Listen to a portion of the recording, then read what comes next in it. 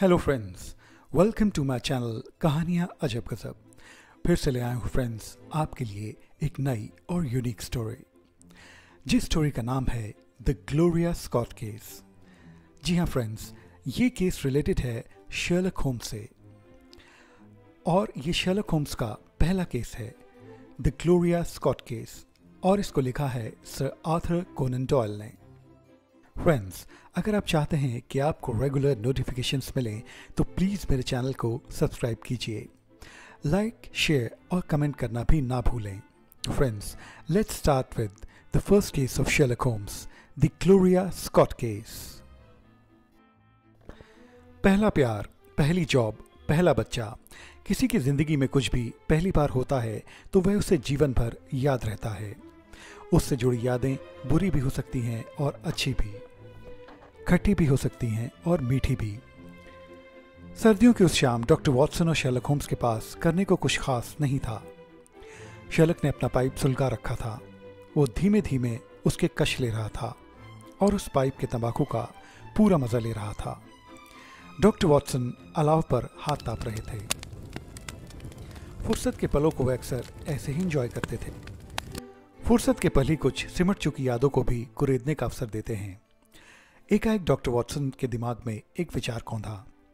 मुझे याद है डॉक्टर के रूप में मेरा पहला केस। शर्लक ने चौंक कर उसकी तरफ देखा।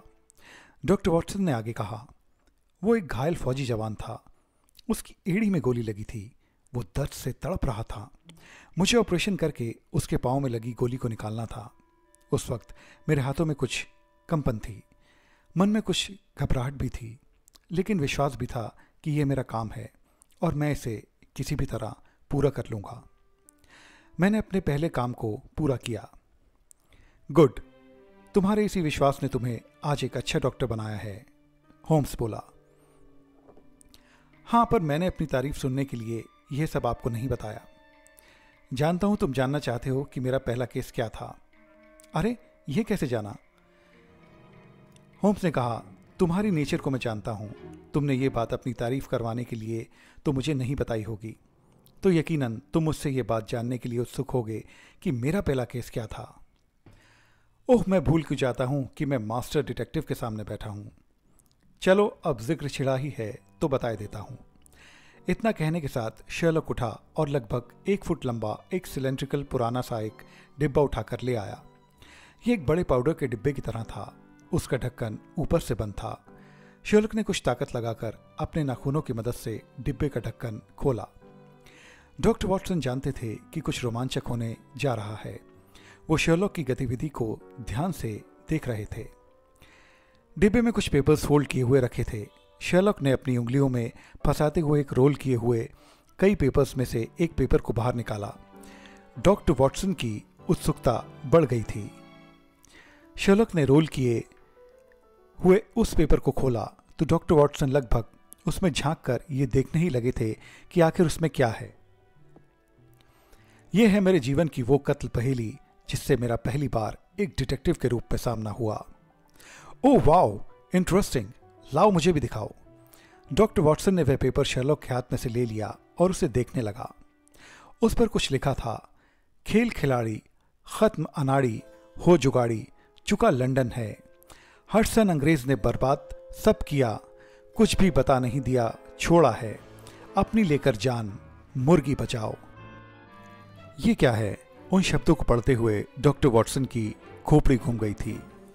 वो बार बार उन पंक्तियों को पढ़ने लगा, बार बार उन्हें समझने की कोशिश करने लगा, लेकिन उसके लिए वह पंक्तियां ढाक की 3 पात के समान ही थी, यानी कि उनसे कुछ भी हल निकल कर नहीं आ रहा था। फ्रेंड्स, मैं भी चाहता हूं कि आप इस पहेली को थोड़ा सॉल्व करने की कोशिश करें और बाद में आगे की कहानी सुनें। शर्लक उसकी हालत पर मुस्कुरा रहा था और बोला, सब कुछ बहुत आसान है, कोशिश तो करो। पहले में कुछ मुश्किल नहीं है। डॉक्टर वॉटसन एक बार फिर से उसे हल करने में जुट गए, पर नाकामी उनकी सूरत से ही दिखाई पड़ रही थी। शर्लक ने खुलकर ठहाका लगाया। डॉक्टर वॉटसन ने हथियार डालते हुए कहा, यार, अब कुछ बता भी दो। इससे पहले मैं तुम्हें इस पहेली के बारे में कुछ बताऊं, तुम्हें कुछ और भी जानना चाहिए, यानी तुम्हारे पास इसे हल करने के लिए थोड़ा और समय है।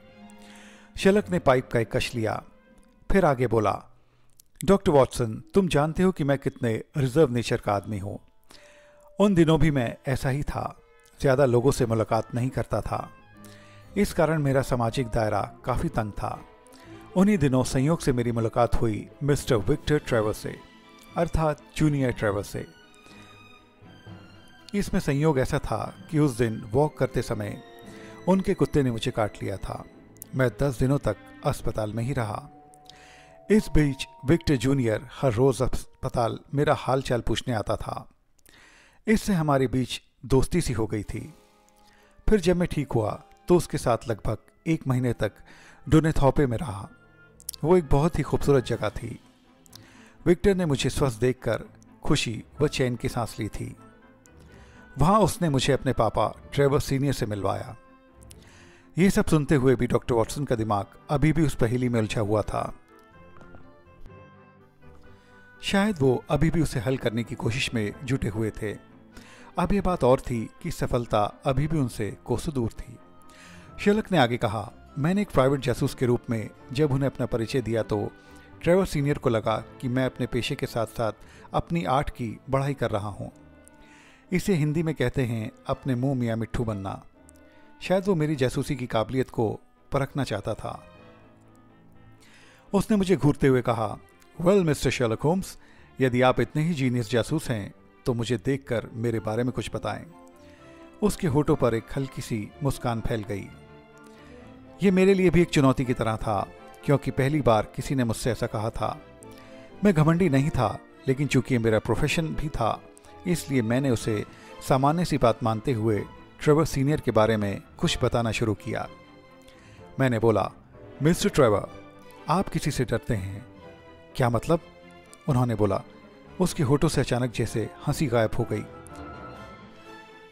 आपकी आंखों में उस डर की परछाई को साफ देखा जा सकता है मिस्टर ट्रेवर सीनियर।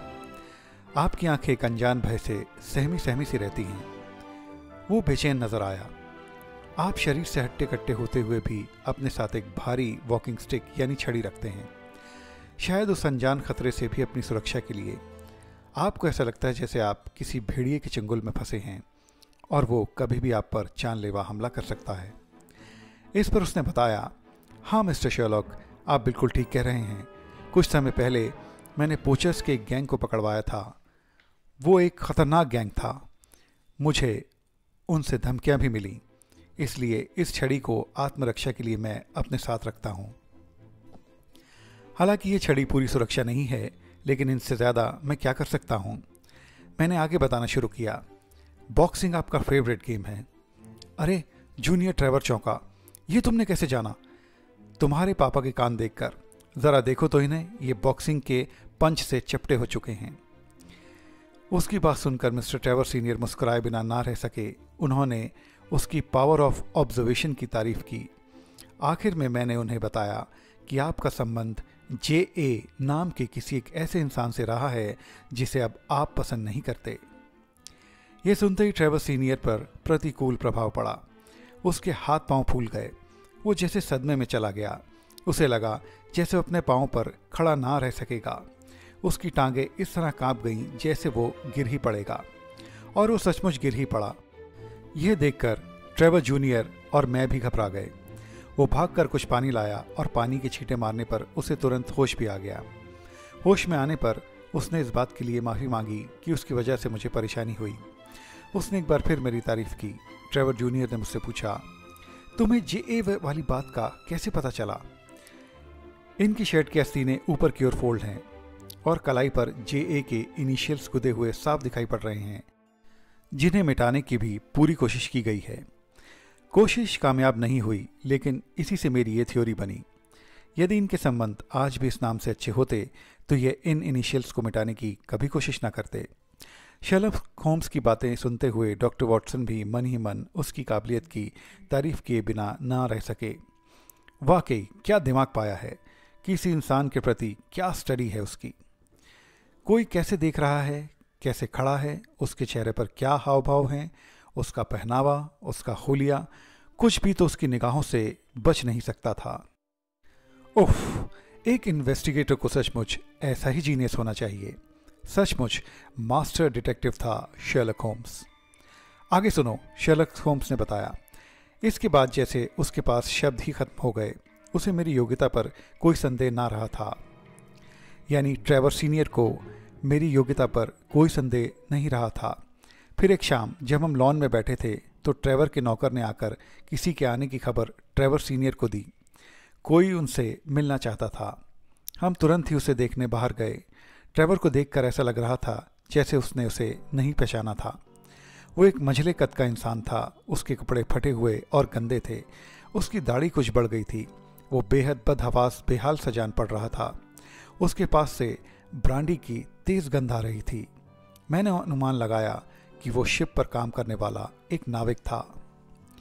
ट्रेवर ने उससे पूछा, तुम कौन हो और तुम्हें मुझसे क्या काम है? उसके ऐसे सवालों पर आगंतुक के चेहरे पर कठोर भाव आ गए थे। उसने घूर कर ट्रेवर को देखा, फिर कहा, क्या तुम सचमुच मुझे नहीं पहचान रहे? ध्यान से तो देखो मुझे। ओह, क्या तुम हडसन हो? शुक्र है तुमने मुझे पहचान तो लिया। मुझे खुशी हुई कि 30 साल पुराने हमारे रिश्ते को तुम भूले नहीं। वो मुस्कुराया तो उसके पीले गंदे दांत भी दिखाई पड़े। वो आगे बढ़ गया और फिर बोला, मैं यहाँ कुछ दिन रुकना चाहता हूँ, यदि तुम्हें इससे कुछ ऐतराज ना हो तो। फिर मैं मिस्टर बेडोस के पास जाऊँगा। उम्मीद है तुम उसे भी नहीं भूले होगे। ये सुनते ही ट्रेवर सीनियर का चेहरा सफ़ेद पड़ गया। उसने उसका हाथ पकड़ते हुए कहा, तुम जब तक चाहो यहाँ रह सकते हो। शायद तुम्हें भूख भी लगी होगी। तुम किचन में जाकर कुछ खा लो, फिर आराम से बात करेंगे। मैंने उन दिनों की मुलाकात को ज़्यादा तवज्जो नहीं दी। उसके बाद अगले दिन मैं ट्रेन पकड़कर लंदन वापस आ गया और अपने काम में व्यस्त हो गया। फिर करीब 1 माह बाद मुझे विक्टर जूनियर का एक टेलीग्राम मिला। वो किसी परेशानी में बुरे हाल में था। वो मेरी मदद चाहता था। मैं उसे इनकार बिल्कुल नहीं कर पाया। वो मुझे स्टेशन पर लेने आया। हम घोड़ा गाड़ी से जा रहे थे। रास्ते में उसने मुझे बताया कि सारी परेशानी की शुरुआत हुई थी उस नाविक हडसन के आने के बाद, जो उनके साथ एक रिफ्यूजी की तरह रह रहा था। उसने बताया कि मेरे पापा ने उसे बागवानी के काम पर लगा दिया था। मैंने पापा को हमेशा उससे दबते हुए पाया। पता नहीं क्यों वो उससे भयभीत रहते थे। उसे बागवानी का काम पसंद नहीं आया तो उन्होंने उसकी इच्छा से उसे बटलर बना दिया। बटलर बनने के बाद वो दूसरे नौकरों पर हुक्म चलाने लगा। उसे ऐसा करने से रोकने के बजाय पापा ने उसे और भी शह दी और उसकी सैलरी तक बढ़ा दी। पापा से उसका व्यवहार बहुत गलत और बदतमीजी वाला था। एक दिन उसने मुझे भी ऐसा कुछ कहा जो मुझे बुरा लगा। उसने मेरे साथ भी बदतमीजी की, जिससे नाराज होकर मैंने उसे मारपीट कर किचन से बाहर निकाल दिया। वो आग बबूला होकर घर छोड़कर जाने लगा। पापा ने यह सुना तो वह उसे मनाने लगे।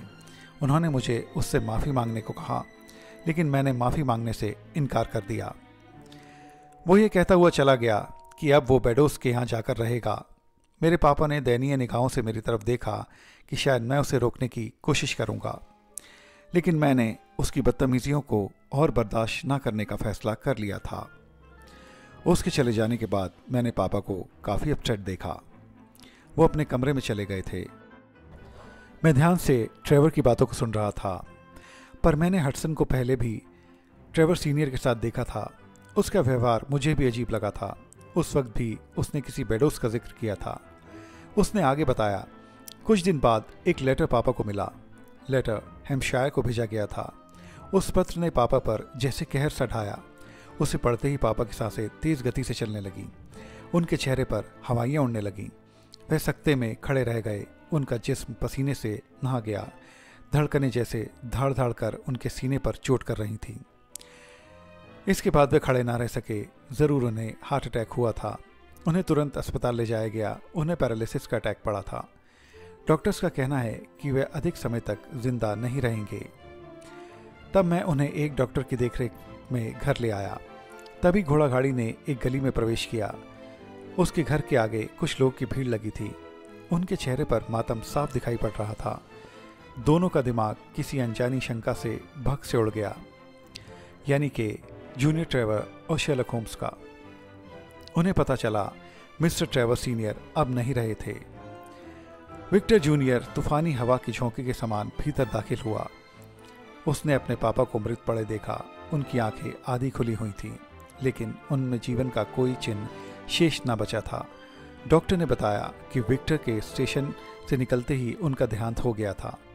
उसने बताया कि मरने से पहले वह कुछ देर के लिए अपने पूरे होशोहवास में आए थे और उन्होंने बताया कि उन्होंने कुछ ज़रूरी पेपर्स विक्टर जूनियर के लिए अपनी जापानी कैबिनेट में रखे थे। ट्रेवर जूनियर अपने पापा के अंतिम संस्कार की क्रियाओं को निपटाने में जुट गया और उसके बाद मैंने उस लेटर को पढ़ा जो हैम्पशायर से आया था।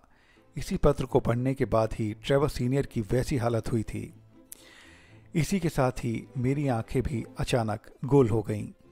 जल्द ही ट्रेवर भी वहां आ गया। मैंने उसे वो लेटर दिखाया। ट्रेवर उसे पहले ही देख चुका था। पत्र की भाषा उसे बिल्कुल भी पल्ले नहीं पड़ी थी।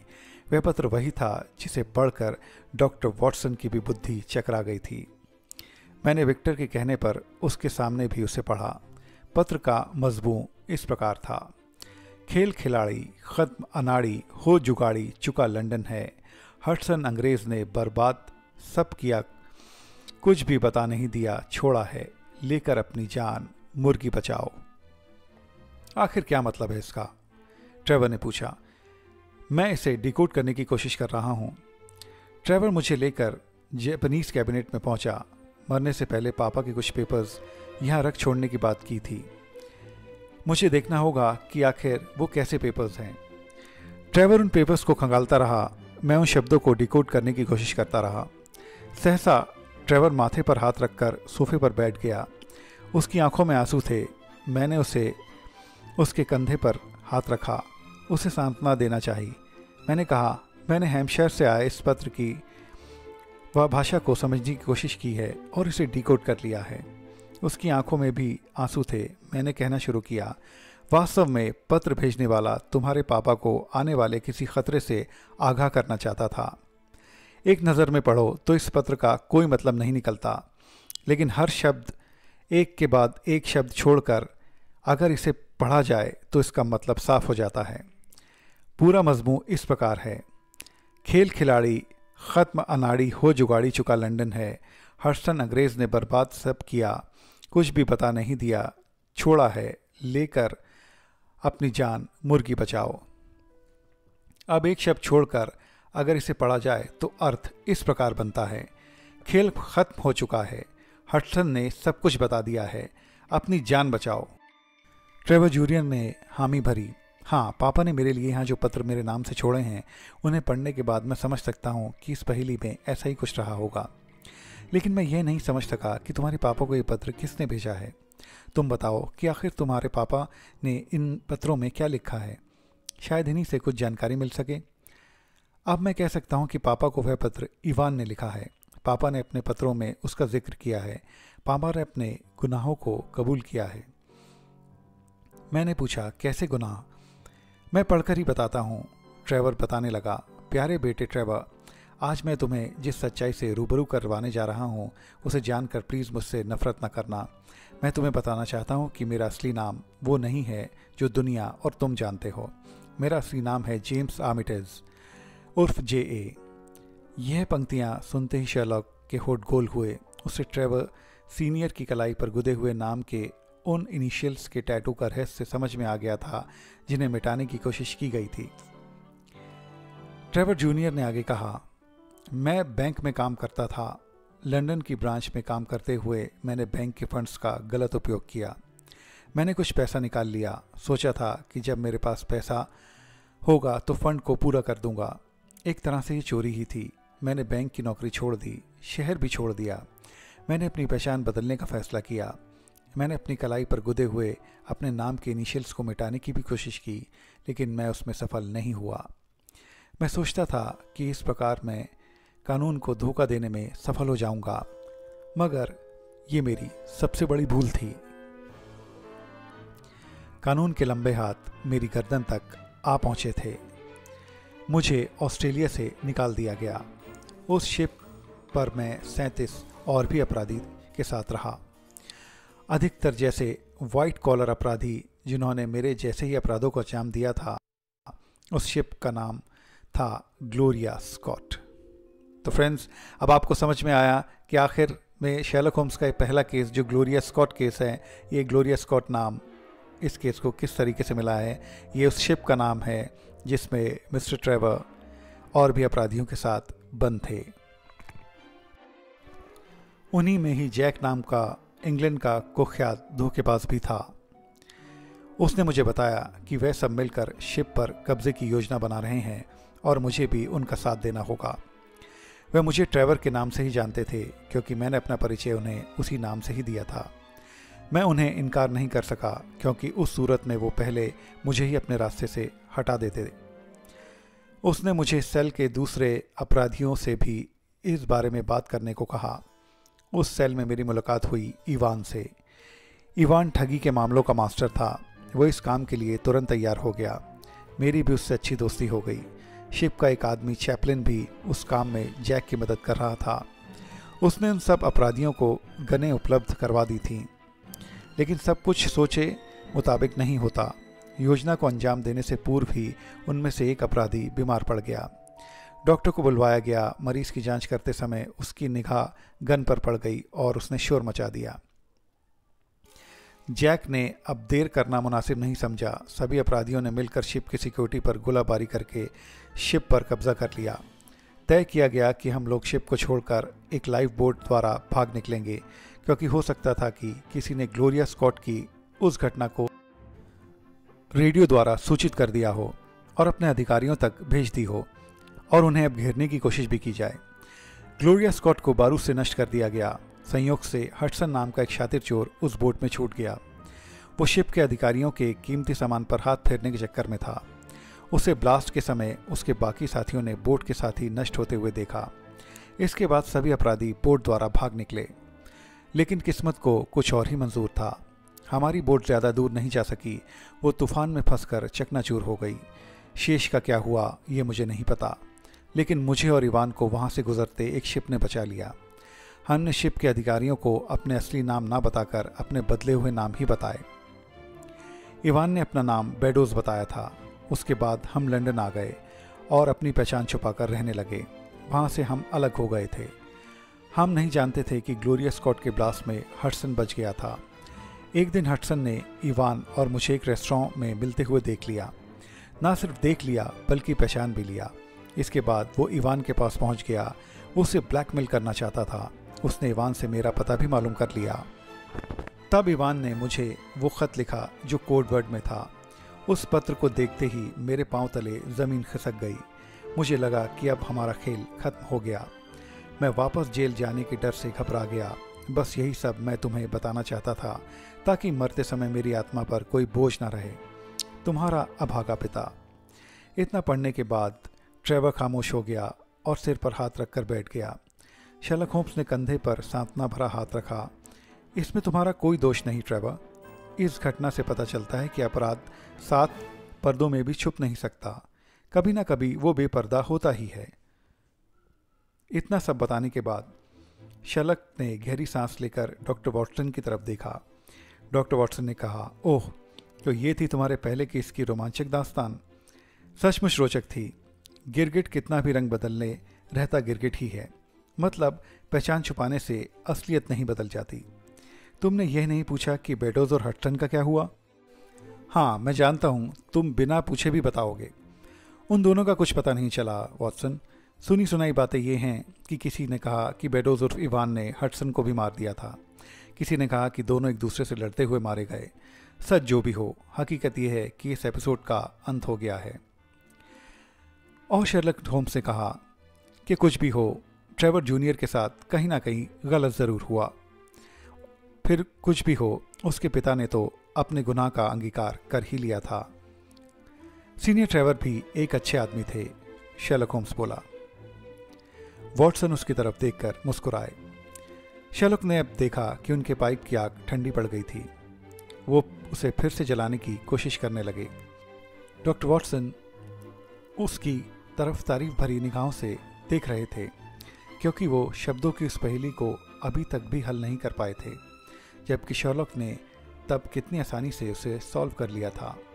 सचमुच मास्टर डिटेक्टिव ऐसे ही नहीं कहा जाता था शेरलॉक होम्स को। तो फ्रेंड्स, ये था शेरलॉक होम्स का first case, the Gloria Scott case, जिसे लिखा था सर आर्थर कोनन डॉयल ने। तो फ्रेंड्स, ये था शेरलॉक होम्स का first case, the Gloria Scott case.